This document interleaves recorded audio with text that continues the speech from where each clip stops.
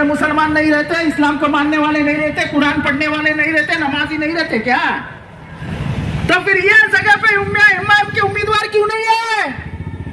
क्योंकि आप एकनाथ शिंदे के वफादार बनके मुमरा में काम कर रहे हो।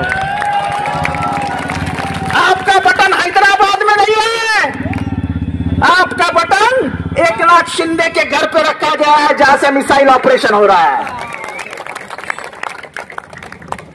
दादागिरी, किसके नाम से दादागिरी? तो कोई कह रहा है मैं अबू सालेम का बहनोई हूं, कोई कह रहा है कि मैं कोई टकलिया का, कोई कंगी का, क्या क्या नाम लाते हैं बाजार में। लेकिन मैं एक मानता हूं कि मुमरा को अगर किसी ने जीतना चाहा तो कैसे जीत सकता है? सिर्फ मोहब्बत का पैगाम लेके जो आएगा वही मुमरा को जीतेगा। नफरत, दादागिरी, विद्वेष, इससे मुमरा को नहीं जीता जा सकता है। हमने अगर मुमरा के वासियों के दिल में कहीं एक छोटी सी अपनी जगह बना दी है तो प्यार, मोहब्बत और डेवलपमेंट के नाम से बनाई है। मेरे आंखों पे खुश होके, मेरे जबान पे खुश होके, मेरे चेहरे पे खुश होकर मुमरा वाले मुझसे प्यार नहीं करते। अगर मैं ये रास्ता नहीं बनाता, शिमला का रास्ता नहीं बनाता, फला का रास्ता नहीं बनाता, स्टेडियम नहीं बनाता, तो क्या आप मुझसे प्यार करते? अरे बोलते साला पागल बनाता है, भाषण करता है, नौटंकी। लेकिन आज मैं हक से आपसे बात क्यों कर सकता हूं? ये इसीलिए कर सकता हूं कि मैं आपके बीच में आपका सेवक बन के आया और सेवक बन के ही काम कर रहा हूं। आज ये सब मेरे साथ है। कुछ चंद लोगों ने माहौल खराब करने की भी कोशिश की प्रांतवाद के नाम से। सवाल यह है कि सल्लल्लाहु अलैहि वसल्लम ने यह फरमाया है कि जो भी कुरान पढ़ता है, जो भी नमाज पढ़ता है, जो भी मस्जिद में जाता है, वो मेरा बंदा है, अल्लाह का बंदा है। फरमाया है कि नहीं फरमाया है? तो काहे की जात, काहे का धर्म और काहे का प्रांत, हम सब उसी एक को मानने वाले हैं। सियासत में आजकल बहुत जोर शोर से हमारे शमीम भाई, सदरू भाई बहुत जोर शोर से नारे लगते हैं, नारे तकबीर, अल्लाहू अकबर। क्या मतलब है इस नारे का? ये कोई सियासती नारा है? मुझे जो मतलब समझ में आता है, मैं बहुत पढ़ा लिखा तो नहीं हूं, इस्लामिक स्कॉलर नहीं हूं, लेकिन डिक्शनरी में जब मैं जाके मैं ढूंढा कि भाई ये क्या मतलब है, तो सीधा साधा मतलब मुझे नजर आया कि Allah you are the greatest, God you are the greatest, खुदा यू आर द ग्रेटेस्ट, परमेश्वर यू आर द ग्रेटेस्ट। इसमें कोई शक हो सकता है क्या? Allah you are the greatest, Allah अकबर, अकबर भी ना महान, ग्रेटेस्ट, नो कंपैरिजन।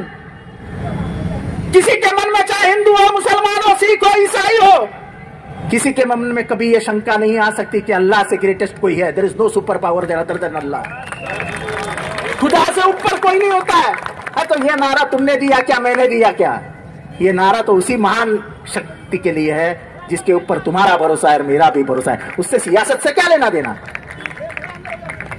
पर ये उम्मीदवारों को पूछो कि क्या तुम्हारा मॉड्यूल है, तुम लोग विकास कैसा करना चाहते? ग्लोबल के मालिक हो आप, ग्लोबल में माल बेचा गया है शिवसेना की तरफ से कि दुकान बनवाएंगे रास्ते पे। मर जाऊंगा, कटवा लूंगा खुद को, लेकिन ये जो बाईपास का क्या बोलते हो, सर्विस रोड बन रहा है शिमला के लेफ्ट में, वो वाई जंक्शन जाने तक एक भी दुकान खड़ी नहीं करने दूंगा, ये मेरा वादा है और इतने मजबूत में देके जा रहा हूं। अरे साला माल बेचने, ये मुमरा में भाई एक है, माल बहुत बेचते हैं। ये कला कहां से प्राप्त हो गई ये नहीं समझता माल बेचने की। साला वो नूरानी पे खड़े रहते और पूरे भारत को बेच देते। ये आधा कप चाय के सदरू भाई, आधा कप चाय पीने के वांदे, बिल देने के वांदे, लेकिन साला पूरा भारत बेचने का काम वो मुनारे पे हो जाता है। ये बड़ी बात है।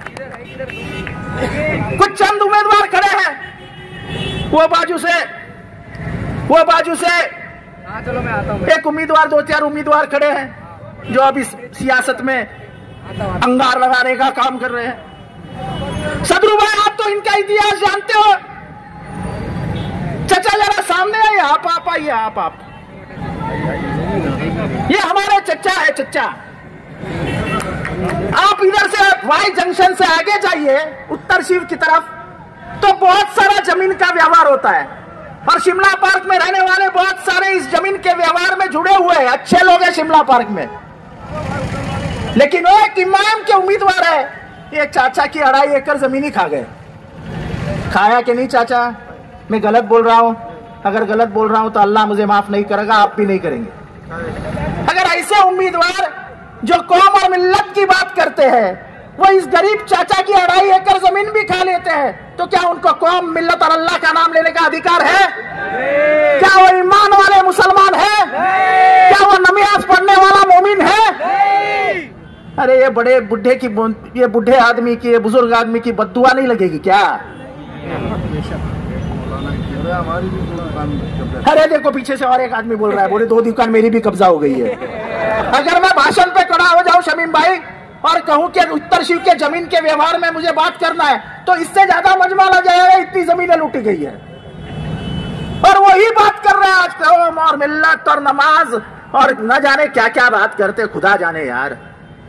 लेकिन ये चीजें सियासत से कोई लेना देना नहीं। उससे सियासत में आदमी साफ सुथरा होना चाहिए, सियासत में आदमी की विचारधारा स्पष्ट होनी चाहिए। जैसे मेरी विचारधारा है, मैं ये मानता हूं कि मैं आपके सामने बात कर रहा हूं, लेकिन मैं हिंदू हूं, मैं हिंदू होके ही मरूंगा। लेकिन हिंदू होके भी अगर मेरे दिल पे अगर कुछ लिखा है तो वो एक ही लिखा है कि मैं इंसान हूं और इंसानियत से रिश्ता रखता हूं। और इसलिए हर वक्त में एक ही गाना गुनगुनाता हूं कि बस यही अपराध मैं हर बार करता हूं, आदमी हूं, आदमी से प्यार करता हूं। अगर वो अपराध है तो हाँ, उम्रा में अपराध मैंने किया है, जो आपसे मोहब्बत करता हूं, आपके लिए मेरे दिल में मैंने जगह बनाई है, मैंने नहीं बनाई है। मैं जब गुलाब मार्केट से गुजरता हूं, मैं यहाँ से गुजरता हूं, तो खास करके मेरे बहनों की आंखों में मुझे प्यार दिखाई देता है, वो मुझे मेरी माँ लगती है, मेरी मरहूम माँ की नजर मुझे देख रही है, ऐसा लगता है। वो प्यार मैंने कैसे पाया? ये मुमरा वालों को जितेंद्र अवार्ड अपना लगता है, ये अपना आदमी है, और क्या धन संपत्ति चाहिए। और इसलिए आने वाले दिनों में ये जो आपका राइट टर्न है, मस्जिद के सामने जितनी भी इमारतें हैं, ये सब तोड़ी जाएगी। वो उधर बाजू में इलेक्ट्रिक के पोल है, वो सब गायब हो जाएंगे, और वो गायब होने के बाद वहां से अंदरूनी वायर डाले जाएंगे, आपका पूरा रास्ता बड़ा हो जाएगा। कुछ दिक्कतें हॉकर्स के साथ है, पर जैसा हमने 5 साल में रास्ते को टारगेट किया था, वैसे आने वाले 5 साल में 2 चीजों का टारगेट करेंगे। वो है आपके लिए 24 घंटा पानी, और आपके लिए हॉकर फ्री मेन रोड।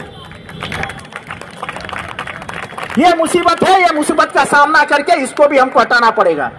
जैसे मुमरा वाला ने यह नहीं सोचा था कि 5 साल में इतनी बरकत आएगी, 5 साल में इतना काम होगा, तो ये मैं सपना नहीं दिखा रहा हूं, ये सच्चाई में बदल दूंगा।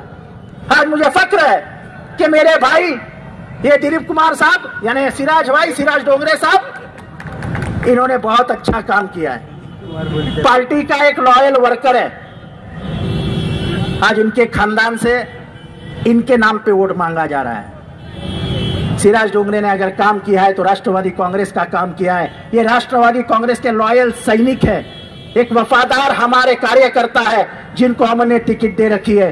और वो आज स्टेज में इसलिए मौजूद है कि 29 में वो बाबाजी पाटिल, सुलक्षणा पाटिल और नादिरा सुरमे के साथ है, और उनके लिए ही वोट मांगेंगे और किसी लिए भी वोट मांगेंगे नहीं।